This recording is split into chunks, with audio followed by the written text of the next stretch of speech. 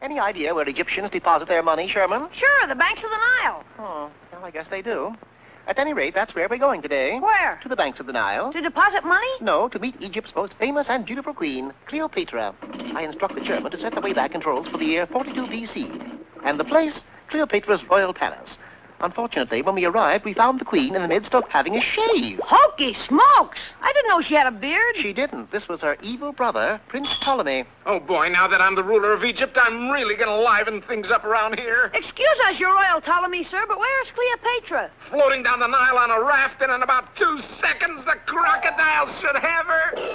You can be sure we hastened to the rescue. There she is, Mr. Peabody. And look, there are crocodiles all around her. Well, Nile crocodiles, as everyone knows, are frustrated actors. This gave us a plausible reason for putting on an impromptu performance of Uncle Tom's Cabin.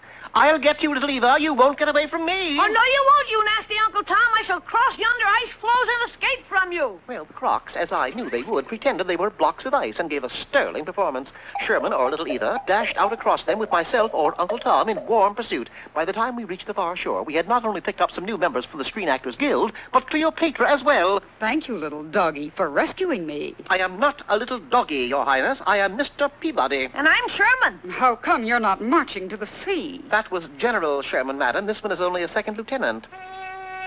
Suddenly the air was filled with the blare of trumpets. Looking over a small hill, we saw the valley below was filled with a huge army. Wow, whose army is that? Caesar's. Sid Caesar's? Julius Caesar's. Say, I'll bet he'd help Cleopatra get her throne back. He would if he became infatuated. You think you could charm the great Caesar into assisting your cause, Cleopatra? Are you kidding? Cleopatra began her saturation campaign by entering Caesar's tent during his 2 o'clock feeding. Oscrotcha artist! This is the vilest Caesar salad I've ever tasted.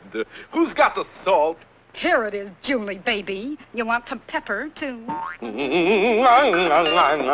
At 4 o'clock, Caesar reviewed his troops. You, soldier, you know better than to hold a dirty spear. I am sorry, O Caesar, but I had nothing to clean it with. Clean it with mint. Spearmint? Arrest that man! And you, soldier. Hello, Julie, honey.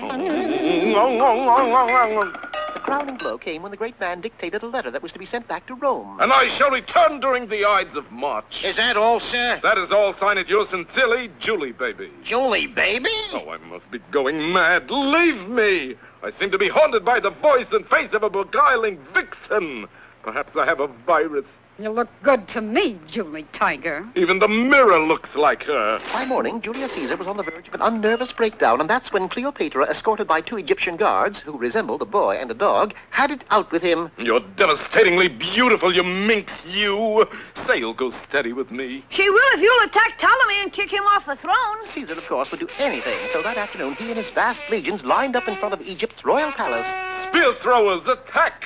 1,000 deadly spears were launched in the direction of the palace wall, but Ptolemy was a clever man, for suddenly a huge screen popped up, a screen that had been coated with rubber. The spears merely hit the screen and returned from whence they came. Boulders were even catapulted, but they too bounced back. If this keeps up, we'll be victorious losers. Do something, Mr. Peabody. And I did. First of all, I covered myself with bandages. To the enemy, I would appear to be a dog mummy, which was sacred to the Egyptians in those days, as everyone knows. Then I left the Roman lines and ran as best I could to the palace wall. A mighty leap, and I was over.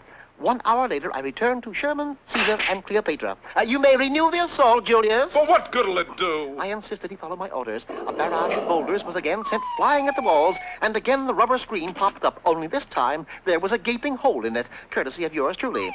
The rocks roared through the aperture, and inside of 10 minutes the walls came a-tumbling down, and Ptolemy with them. Cleopatra had her throne, and Caesar had Cleopatra. As for Sherman and me, we had ourselves a short sightseeing tour of the marketplace in Cairo. Step right up, folks. Buy yourself a genuine Egyptian pharaoh barometer. Take a barometer home to the little woman. Look at that, Mr. Peabody. That man is selling barometers shaped like pharaohs. Yes, they not only sold slaves in Egypt, they sold barometers as well. I never knew they could forecast the weather. You never heard of Pharaoh and Warmer?